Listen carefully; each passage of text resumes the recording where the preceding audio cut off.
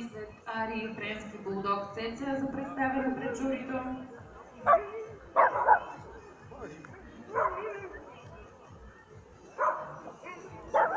Аз ще помоля колегите от гражданско сдружение Рим, докато журито оценява, да прегледат отново списъка с имената и да изберат на кой от участниците да връчим наградата за най-интересно име. Изключително спорна ще е битката, изключително интересни имена, изключително атрактивни, според мен.